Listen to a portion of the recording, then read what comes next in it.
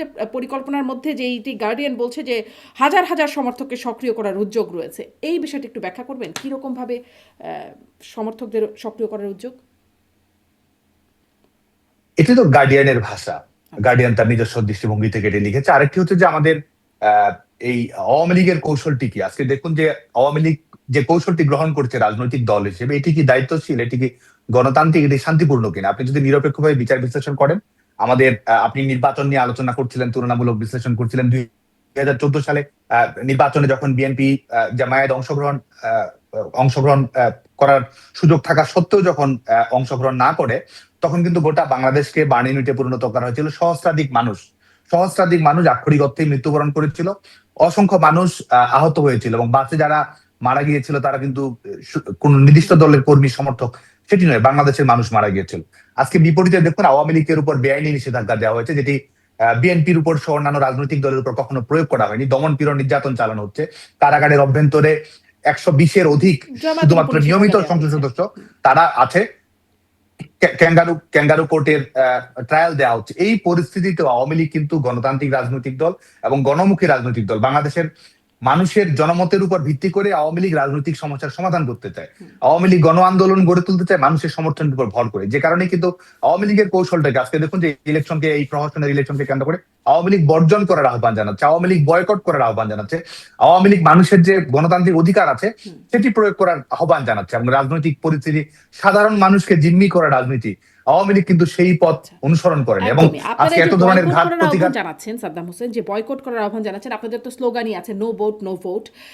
আমি আসলে এটাও প্রশ্ন করতে চাই আপনাকে যে এই আহ্বানে আপনারা কি সাড়া পাচ্ছেন বা পাবেন বলে মনে করেন সামনের নির্বাচনে? কারণ জরিপও একটা দেখছিলাম, সেখানে বলা হচ্ছে যে 48.2% আওয়ামী লীগ ভোটারদের 48.2% ভোট যাবে বিএনপিতে, জামাতে যাবে 29.9%, এনসিপিতে 6.5% এবং আরও টুকটাক অন্যান্য জায়গায় যাবে আর কি। এই একটা হচ্ছে পরিসংখ্যান বলছে বা জরিপের ফল বলছে। আল জাজিরা এক্সপ্লেনেশন সেখানে একটা প্রতিবেদনে দেখছিলাম, একজনকে একটা সমৃদ্ধা তার একজন, তাকে উদ্ধৃত করে বলা হচ্ছে যে ভোট যদি তিনি দিতে নাও চান তাহলে তাকে বলা হবে যে তিনি আওয়ামী লীগের সমর্থক, ফলে সমস্যা আছে, ফলে সেই বিবেচনায় হলেও তাকে ভোট দিতে যেতে হবে। মানে নানান রকম বাস্তবতা। আওয়ামী লীগের নেতাকর্মীরা অনেকেই, আজকেই পড়ছিলাম পত্রিকায়, যে মাথার উপর ছাতা দরকার, ফলে তারা প্রচারণা চালাচ্ছেন, কেউ কেউ ধানের শীষে প্রচারণা চালাতে আবার জয় বাংলাও বলে ফেলছেন কেউ কেউ। এই হচ্ছে অবস্থা। তাহলে মানে আপনাদের ডাকে সারা মিলবে? একটি হচ্ছে যে জরিপের কথা যদি বলি, আজকে বাংলাদেশের যে বাস্তবতা আছে, কেউ একজন সাধারণ মানুষের কাছে জানতে চাবে এবং সে সরাসরি আওয়ামী লীগকে সমর্থন করে কিংবা আওয়ামী লীগকে সমর্থন করে ভোট বর্জন করবে, এই এটি যদি বলে, তার কিন্তু বেঁচে থাকার গ্যারান্টিটা নেই, তার কিন্তু চাকরিটা থাকবে না, তার কিন্তু সার্টিফিকেটটা থাকবে না। তো এই বাস্তবতার মধ্যে দম বন্ধ করা পরিবেশের মধ্যে জরিপে সত্যিকারের পরিবেশ, প্রকৃত পরিস্থিতি কিন্তু জানা সম্ভব নয়। বিশেষ করে আওয়ামী লীগের ভোটারদের দৃষ্টিভঙ্গি, সমর্থকদের দৃষ্টিভঙ্গি যদি আপনি জানতে চান, বাংলাদেশে সেই বাস্তবতা আসলে নেই।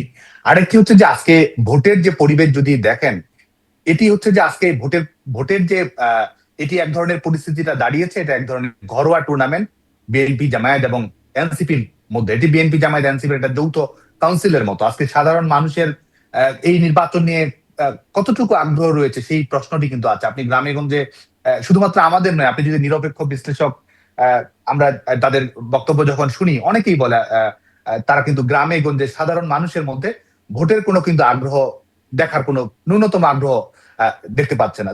যে দুটি ভোট তারা করছে, একটি গণভোটের প্রশ্ন যাচ্ছেন যখন তারেক রহমান বা জামাতের আমিরা যখন যাচ্ছেন, তখন বিশাল একটা জনগোষ্ঠী আসছেন, মানে সেই সমাবেশে অনেক জনবহুল হয়ে উঠছে, সেটাও তো হচ্ছে, স্লোগানে মুখরিত হচ্ছে, সেরকম পরিস্থিতিও তো দেখা যাচ্ছে। দেখুন, একটা রাজনৈতিক দলের আপনি যদি কর্মসূচি দেন, আপনি যদি ভোট ছাড়াও কোনো কর্মসূচিতে যান, বিএনপি সহ অন্যান্য রাজনৈতিক দল, সেখানে তো জমায়েত, এটি স্বাভাবিক একটি বিষয়, সেখানে কর্মী সমর্থক তারা তো স্বাভাবিকভাবেই থাকবে। তো এটির সঙ্গে বাংলাদেশে 18 কোটি মানুষের দেশে এটির মাধ্যমে কোনো রাজনৈতিক দলের সমর্থন, ভোটের প্রতি আগ্রহ আছে কি নেই, এটি তো প্রমাণ করতে পারবেন। একটা জেলা সব শহরেই যখন যায়, একটা জমায়েতে যদি 50,000 মানুষ থাকে, সেই জেলা শহরে মানুষ রয়েছে 10 লাখ, 15 লাখ, 20 লাখ। তো সেটির মাধ্যমে আসলে আপনি রাজনৈতিক জনসমাবেশে কর্মী সমর্থক, একটা নির্দিষ্ট দলের যারা কর্মী রয়েছে, বিভিন্ন পর্যায়ের সমর্থক রয়েছে, নেতা রয়েছে, তারা তো সেখানে সমবেত হবেই। তো এটি তো আর বাংলাদেশের জনগণ কি ভাবছে, পথে প্রান্তরে কারা কি আছে, কতজন অংশগ্রহণ করতে চাচ্ছে, সেটি নিয়ে তো নেই। আরেকটা হচ্ছে যে বাংলাদেশের সেটির খবর মানুষ এই আপনারা কি নির্বাচন করে পাচ্ছেন? এই সেটির নির্বাচন খবর নিয়ে কোনো আপনারাই ধরনের বা কোনো কিভাবে আগ্রহ নেই। পাচ্ছেন? কারণ হচ্ছে যে হুম,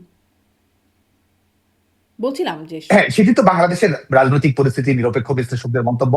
হ্যাঁ, সেটির আলোকে আমরা বলছি যে গ্রামে-গঞ্জে মানুষের এই নির্বাচনের প্রতি যে অনাগ্রহ, সেটির মাধ্যমে একটি দেখা যাচ্ছে। আরেকটি হচ্ছে যে নির্বাচনের দিনে বাংলাদেশের রাজনৈতিক পরিস্থিতি কিরকম থাকবে, আইন-শৃঙ্খলাজনিত পরিস্থিতি কিরকম থাকবে এবং যেরকম সরাসরিভাবে ২ রাজনৈতিক দল যারা আজকে প্রতিদ্বন্দ্বিতা করছে প্রহসনের নির্বাচনে এই নাটকের ড্রেস রিহার্সালে যারা অংশগ্রহণ করছে সরাসরি বলে দিচ্ছে যে ভোট কেন্দ্রে তারা কিভাবে থাকবে, দখল করবে, বিজয় করবে। তো এই ঘটনাগুলো কিন্তু ঘটছে এবং যে কারণে মানুষ কিন্তু এটি মনে করে না যে কোনো ধরনের সুষ্ঠু নির্বাচন হবে। মানুষ কিন্তু এটি মনে করে না যে তার নিজের ভোটটি সে নিজে দিতে পারবে। মানুষ মনে করে যে তারা তাদের মতো করে সমঝোতা করে ব্যাকডোর ডিলিং এর মাধ্যমে কিংবা তাদের ক্ষমতার দর কষাকষির মাধ্যমে যেটা করা সম্ভব হয় তারা সেটাই করবে। এখানে জনগণের মতামতের প্রতিনিধিত্ব করবে কিংবা জনগণের ভোটের মূল্য আছে বাংলাদেশের মানুষ কিন্তু সেটি মনে করে না। এবং আমরা যেটি বিশ্বাস করি যে এই বয়কট ক্যাম্পেইন এই বর্জনের ক্যাম্পেইন এবং বাংলাদেশের মানুষের যে নিজস্ব বিবেচনাবোধ সেই বিবেচনাবোধ থেকে আমরা স্পষ্টভাবে বলতে পারি যে যতই তারা জোচ্চুরি করুক, কারচুপি করুক, যতই তারা জাল ভোট, ভুয়া ভোট দেখাক, যতই তারা পোস্টাল ব্যালটের মাধ্যমে কেলেঙ্কারি করুক, তারপরও আমরা স্পষ্টতই বলতে পারি যে শুধুমাত্র কৃত্রিম সংখ্যা দেখানো ছাড়া বাংলাদেশের মানুষ এই নির্বাচনে অংশগ্রহণ করবে না। আচ্ছা।